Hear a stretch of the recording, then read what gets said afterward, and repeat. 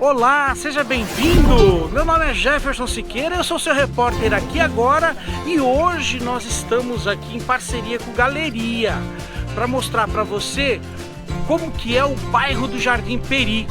Todo mundo ainda não conhece o bairro, mas a gente tem uma novidade e nós queremos que essa representação política comece a partir de hoje aqui no nosso canal e vamos apresentar uma pessoa, o Flávio Casimiro, um dos candidatos da região para ter a nossa representação em Brasília, depois da vinheta.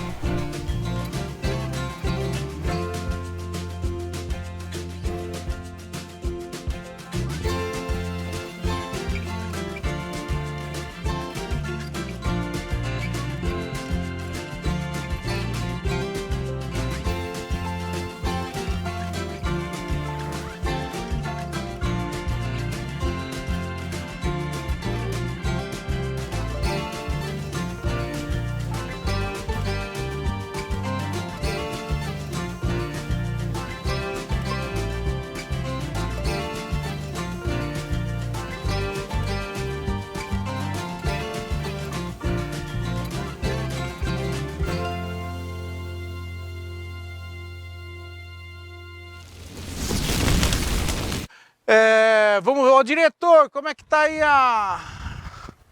Tá perfeito. Tá tudo bem? É isso aí. Então, gente, sejam bem-vindos. Para quem está chegando agora, deixa eu me apresentar.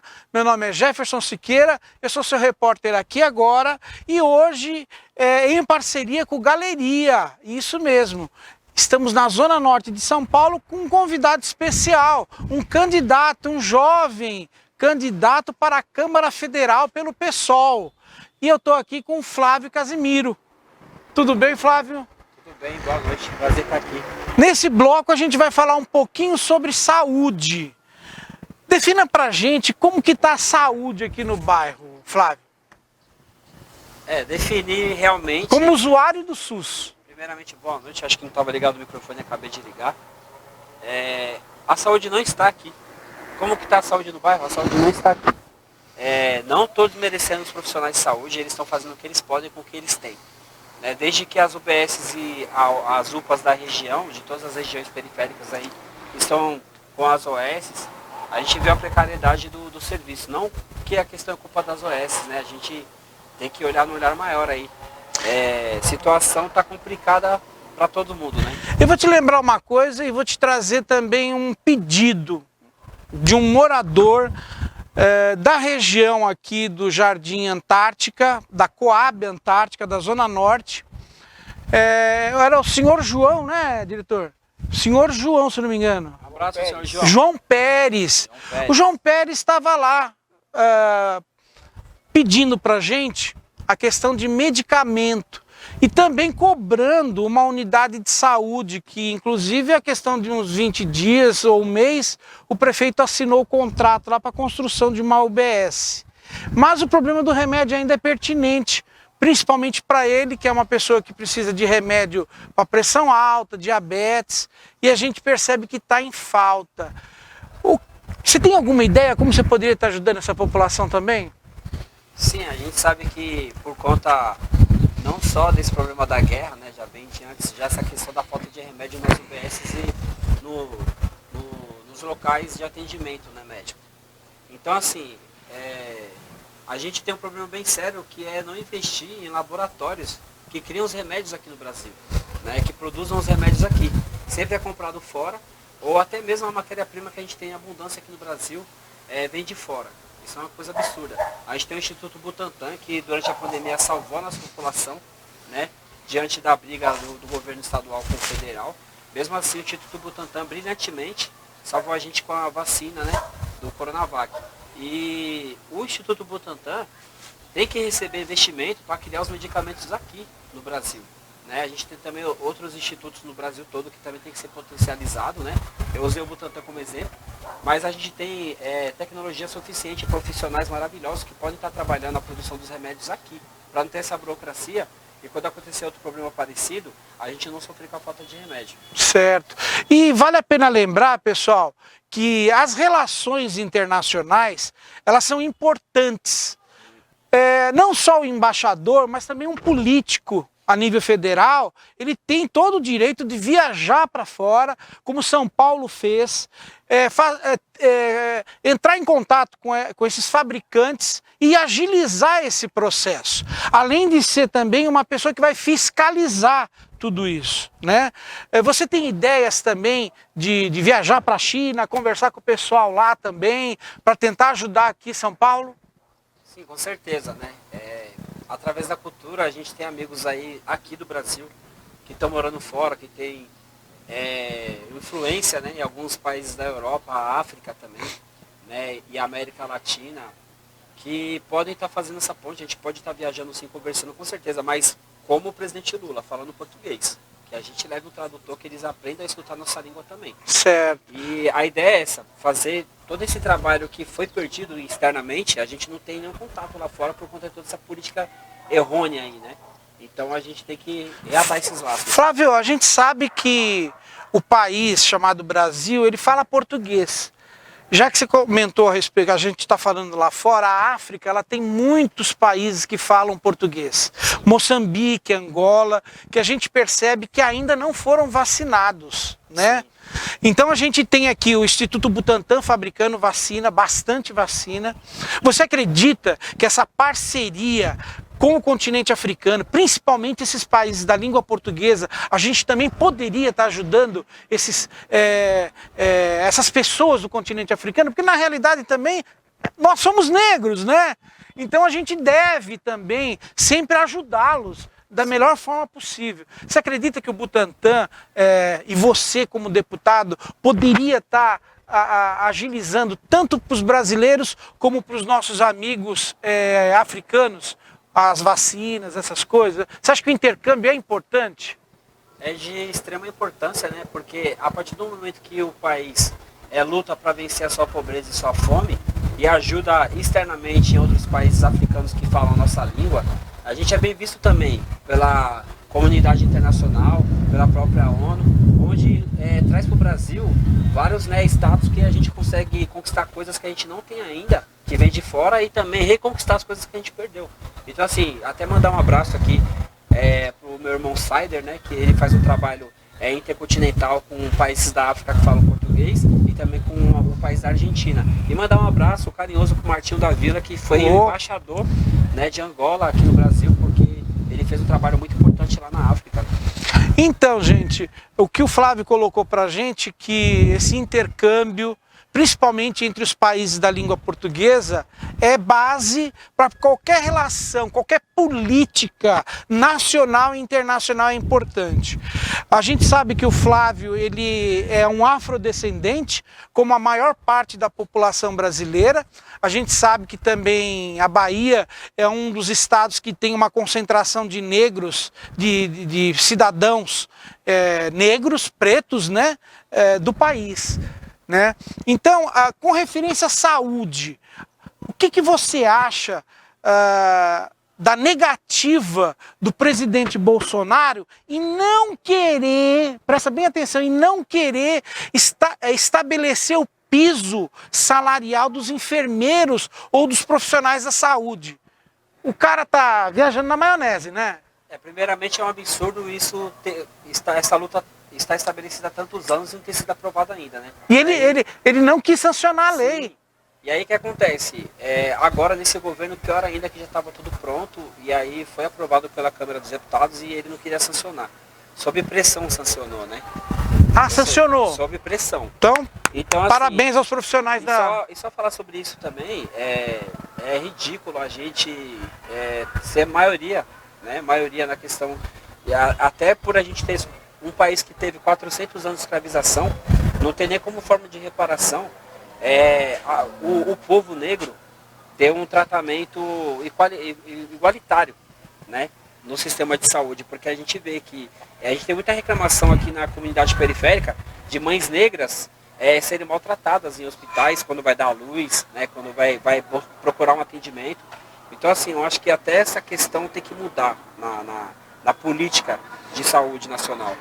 Um exemplo que a gente tem na nossa região é um hospital-escola de risco, que é o Hospital Geral Cachoeirinha. A maternidade. Maternidade, exatamente. Você acredita que ele é um exemplo para a gente tentar espalhar primeiro pelo estado de São Paulo e depois para o Brasil?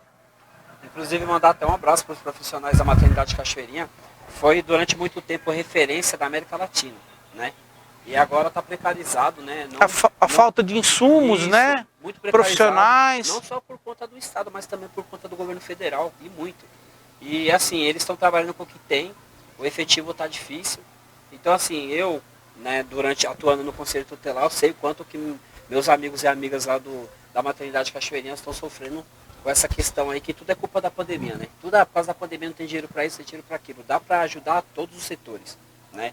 Então assim, dá para usar o exemplo da maternidade Cachoeirinha a nível estadual e a nível federal também. Todos os lugares. Por que não cada estado do Brasil tem uma maternidade no mesmo nível, né? E maternidade escola que a gente está falando. E vou falar só mais uma coisa. Pode. Muito importante. O nosso trabalho também na saúde é potencializar, através de verbas federais, ou até mesmo criações de leis, o trabalho dos agentes de saúde, do agente comunitário de saúde. Onde o efetivo é muito baixo, fica uma extensão absurda de ruas para 2 agentes de saúde resolver.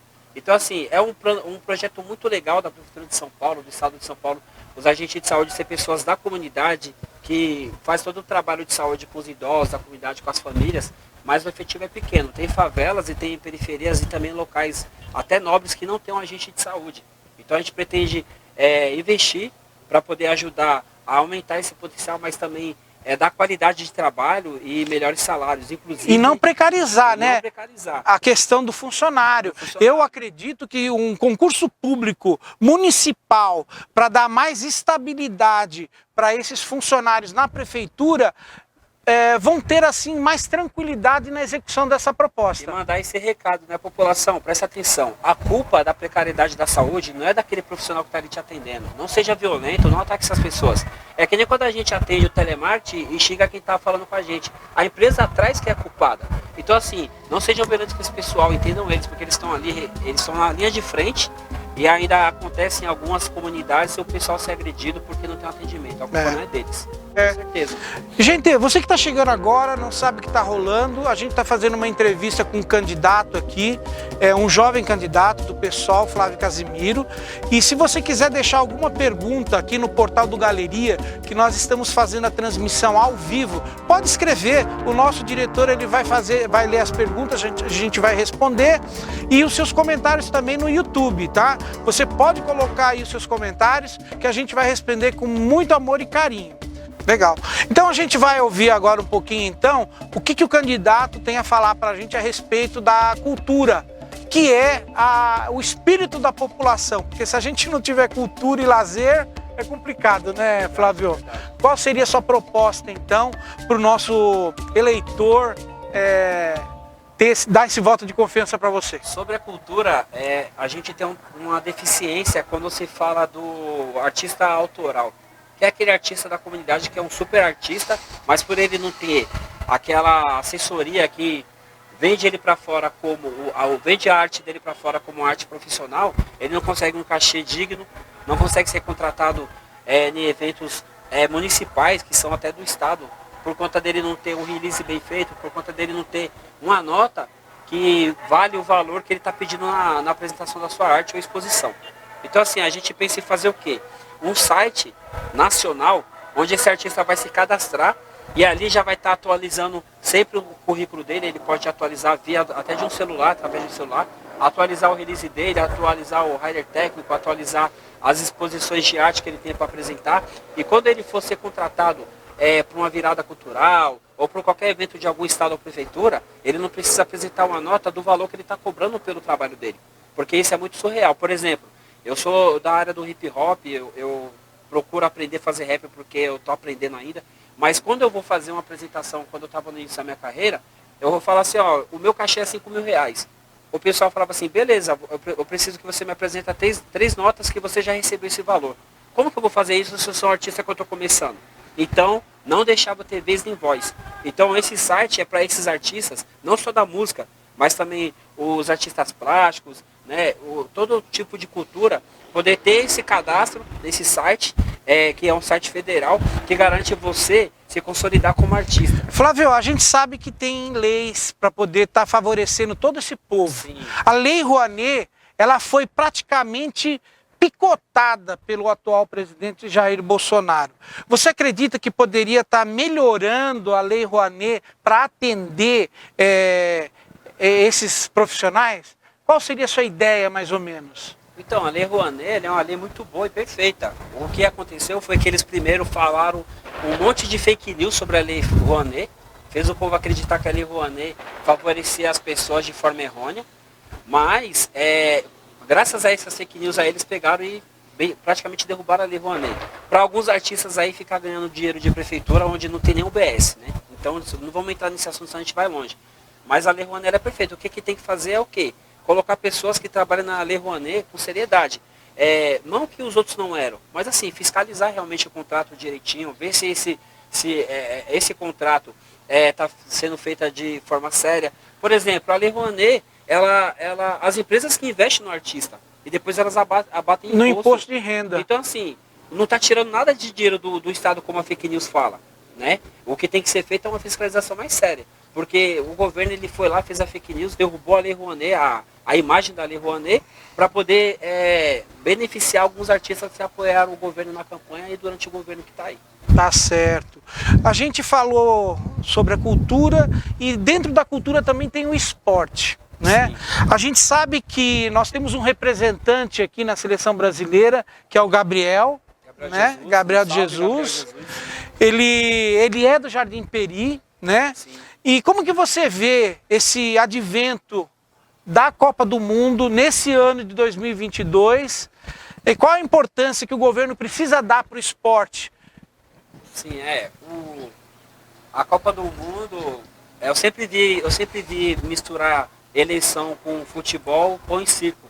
Quem é historiador entende, né, a história de Roma. Mas é muito importante para potencializar o Brasil, nossos atletas. Eu acho assim, o Brasil, uma coisa que eu quero trabalhar lá na Câmara dos Deputados é fazer a valorização dos nossos atletas olímpicos. Desde pequenininho, desde a creche. Aqui tem muito jogador de futebol, mas também tem pessoas que correm, tem pessoas que querem praticar outros esportes. Boxe, o Jesus. Crianças que assistem a Chiquinho de Jesus. Olimpíada ficam sonhando em ser um atleta daquele. Então assim, e aí a gente vê reportagens falando que a atleta tirou dinheiro do bolso, passou fome para poder estar na Olimpíada. Isso é um absurdo. Então assim, o Chiquinho de Jesus até dá um abraço, para mandar um abraço para ele. Representante do nosso bairro. Nosso bairro, boxeador, entendeu? Dá umas aulas depois para mim, que eu vou precisar. Mas é importante a gente potencializar não só o futebol, mas os esportes olímpicos. A natação. Eu respeito muito o Gabriel Jesus, o trabalho dele, fico feliz, potencializou o Jardim Peri. Mas a gente não precisa só do futebol, a gente precisa também potencializar todos os níveis do esporte. Isso, o skate hoje domingo, até falar isso. A nossa concorrente estava mostrando, sim, né? A rampa do Gui lá. A gente tem o campeão mundial, a campeã mundial de skate. E aqui no Jardim Peri, o local onde era para ter uma pista de skate, foi surrupiada pela nossa prefeitura, onde está no mapa lá a pista de skate, mas a pista de skate não existe. Os meninos eles andam com skate imaginário também, já que a pista é imaginária.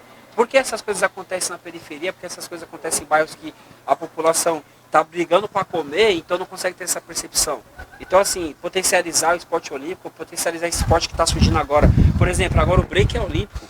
O hip hop, ele é antigo aqui no Brasil, assim como o hip hop mundial. E agora o break se tornou um esporte olímpico. Por que não potencializar o break? O break precisa só de um chão liso para ensaiar e uma atenção para essas crianças aí treinar e ter o que comer em casa. Gente, você que está chegando agora, não sabe o que está rolando, a gente está fazendo uma entrevista com um candidato aqui, um jovem candidato do PSOL, Flávio Casimiro. E se você quiser deixar alguma pergunta aqui no portal do Galeria, que nós estamos fazendo a transmissão ao vivo, pode escrever. O nosso diretor ele vai ler as perguntas, a gente vai responder. E os seus comentários também no YouTube, tá? Você pode colocar aí os seus comentários, que a gente vai responder com muito amor e carinho. Então, gente, eu acho que ele, pelo que eu tô conversando um pouquinho com ele aqui, eu tô gostando porque ele é do bairro, ele tá respondendo bem essas indagações que a gente vem fazendo para ele. E agora a gente precisa conhecer um pouquinho de você, né? Sim. O nosso eleitor também precisa conhecer quem é Flávio Casimiro. Sim. Além de ser um negro bonito, né? Ó, só falar uma coisa sobre o esporte. Falamos sobre o esporte, né? Caminha junto com a educação, a cultura. A gente também tem o street, o basquete de street, né? A gente tem várias quadras aqui na região, várias não, algumas, porque a área de lazer sumiu. Inclusive, falando do esporte, eu pretendo potencializar também o futebol de várzea, que é o celeiro do futebol brasileiro aqui. Boa. A gente tem um espaço de campo de futebol de várzea, no Campo de Marte, onde a nossa prefeitura deu esse espaço para o governo federal, em troca de dívidas que a gente ainda não sabe direito o que está acontecendo, onde pretende acabar com esses campos, que é histórico no bairro, para fazer outras coisas, né? Então, assim, é importante potencializar o futebol de várzea, que é nosso celeiro de futebol, né, aqui no Brasil. Vem de lá, cara, vem de lá. Então, assim, potencializar campeonatos federais, não só estaduais, potencializar com arrumar os campos, as entidades que cuidam desses campos, potencializar essas entidades, essas organizações. E é isso. O street, o basquete que eu estava falando, o street, é uma mistura da música, que não só do hip hop, com a criançada que treina, super complexo a arte do street, do basquete. E nessas quadras pequenas dá para fazer campeonatos. Inclusive até mandar um abraço pro meu irmão Herbert HC, que está potencializando uma quadra dessa de basquete aqui em frente à favela da Joe, no Peri. Da hora, tem que ser isso mesmo. A gente tem uma quadra aqui do Santa Cruz, que fica no Peri, onde a gente está lutando há mais de 10 anos para cobrir essa quadra, e já veio mais de 4 vezes verbas para essa quadra, inclusive estadual e federal, e foi desviada essa verba e a quadra está sem teto. Quando está chovendo e quando está o sol do meio-dia, a criança não pode brincar na quadra. Um dos únicos lugares de lazer aqui do Peri. Eles fazem o remanejamento da verba, né? Faz o remanejamento e a gente não sabe para onde vai. Exato. Então é isso. Então vamos lá, vamos conhecer o Flávio Casimiro. Quantos anos? Eu tenho 41, turbinado. Casado, solteiro, tico-tico? Sou casado com minha companheira Andréa Correia de Almeida, te amo. E tenho 2 filhos, o Pedro e o Lucas. São garotos muito espertos e aprendo com eles todo dia. Legal. E escola, estudo? Eu sou formado em História, tenho licenciatura em História. Atuei um pouco na educação, mas a minha área é no social, onde eu acredito que eu consigo transformar mais vidas. Tenho muitos alunos social, inclusive em nome de todos aqui eu vou mandar um beijo para minha filhada Alessandra. Alele, um beijo para você, te amo. E o Igor também. Em nome deles eu mando para todos um abraço e um beijo. Minas Gás, um abraço. E a área do social eu estou há um tempo, mas eu sou formado em História, sou professor de História. Legal. A gente vai falar um pouquinho agora, como que você viu na sua juventude essa questão do preconceito de ser negro periférico? Eu sou um jovem que nasceu em 1980, então a minha infância até os 10 anos foi de 80 a 90, e a minha juventude dos 10 aos 20 anos foi dos anos 90, né? Então assim, eu sofri muito preconceito, até eu entender que o que eu sofri era preconceito demorou, porque a gente se preocupava mais em comer. A gente morava aqui na comunidade de Jardim Peri, onde a violência urbana era surreal. É um período, no final do período ditatorial, onde, infelizmente falar isso, a polícia descia na comunidade só para matar e para extorquir e para forjar o jovem negro. Isso aconteceu nos anos 80 para 90, acontecia, e eu tô falando uma coisa que acontecia mesmo, e todo mundo pode falar isso, que é dessa época. Então a gente via a polícia como inimigo, a gente via o Estado como inimigo, a gente não tinha saneamento básico, não tinha o que comer, era complicado. O que salvou a gente durante muito tempo foi as organizações não governamentais, o centro espírita que tinha na comunidade, o Jesus de Nazaré, até mandar um abraço pro pessoal de lá. A igreja católica com as comunidades eclesiais de base também ajudou muito, mas a gente não tinha noção do que era ser negro na minha época. A gente tinha noção do que a gente estava com fome ou quem não tinha fome. Então assim, eu fui me ver como negro depois de muito tempo. Eu me sentia feio pelo preconceito que eu sentia. Na minha adolescência, dos 15 aos 16 anos, onde eu conheci o hip hop, ao qual salvou minha vida, me tirou de situações difíceis. Eu me conheci como negro, me reconheci como negro, me acho lindo, eu sou um cara mais lindo aqui do Peri, pode perguntar para qualquer um. E eu passo esse empoderamento para as crianças que eu conheço, porque eles têm que se entender que nós somos o futuro, na verdade, o que veio após 400 anos de escravização. Isso. E a gente tem que quebrar essas barreiras, né? Esses paradigmas. Nós somos igualitários, a gente é igual a todas as outras raças, entendeu? E a gente tem que lutar por isso, para equalização. Eu não falo de igualdade, né? Eu falo de equivalência. Se a gente tiver a mesma ferramenta, a gente vai longe também. né? Quando a gente fala de igualdade, a gente coloca que é porque a gente não é tratado igual, a gente não consegue chegar lá, mas na verdade a gente não tem ferramenta nenhuma. A gente tem que lutar para ter as coisas, e a gente tem que lutar para se sentir bonito, tem que lutar para se sentir competente. E isso eu descobri através da cultura hip hop. Devo toda a minha vida para a cultura hip hop, ao qual me aproximou de outras culturas também e me aproximou da minha comunidade. Chegar na minha comunidade e falar assim, meu, eu tenho que mudar isso aqui. Eu não posso admitir que as crianças cresçam a partir de agora e sintam o que eu senti na minha infância e na minha adolescência. Então a minha luta é essa. E aí eu percebi que era uma luta social. Estou nessa luta até hoje, né? Desde 96, 97. Me formei em 2010 por conta do ProUni. Isso que eu ia te perguntar. Por conta do ProUni, agradeço muito. Se não fosse o ProUni, não só eu. As cotas, né? Mas mais de 100 profissionais que eu conheço que são excelentes da minha época de ProUni estão atuando hoje graças ao ProUni. Então assim, pessoal, não cai nessa de que cota é zoado, cota não é legal, não cai nessa, não cai nessa. Inclusive, no meu, eu como candidato e eu como deputado federal, eu vou lutar para ter cotas em todas as instâncias da educação, não só na faculdade. Porque a nossa criança não pode estudar numa escola que ela é paga também, já que não tem vaga na municipal? Olha, gente, eu quero pedir a vocês novamente, não esqueça de deixar o seu comentário, é de suma importância, compartilhar esse vídeo também em todas as suas redes sociais, e lembrando que o Flávio Casemiro, ele é candidato do PSOL pelo número 5044.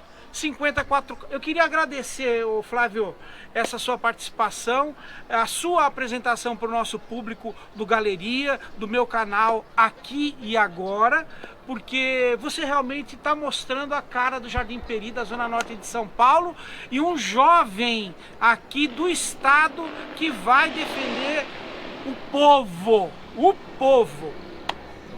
Eu posso fazer minha fala final? Pode. A minha fala final é o seguinte, uma coisa que eu aprendi com o vereador Toninho Vespoli, que quando a gente entra no mandato, a gente tem que pensar no nosso bairro, mas também pensar o que o mandato propõe. Eu serei um deputado federal do Brasil, do estado de São Paulo. Minha raiz é aqui no Peri, vou lutar por todos os nossos problemas, porque eu conheço cada problema aqui. Mas a gente tem que entender que a gente está governando para todos.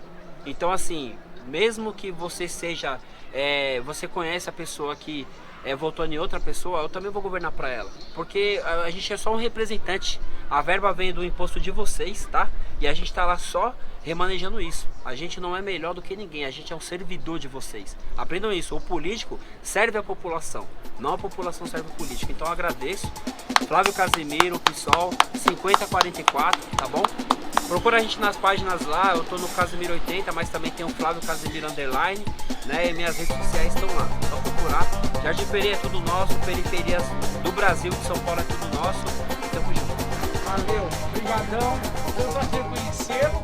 E eu quero agradecer a todos aí a presença e o tempo de vocês aí para conhecer esse jovem aqui, tá Gratidão. bom? A gente finaliza, a gente encerra nossas transmissões e eu conto com você numa próxima oportunidade. Jefferson Siqueira, seu repórter Aqui Agora com o Galeria. Valeu, gente, até mais. Nós, tamo junto. Curtam a noite aí com responsabilidade. Valeu, tchau.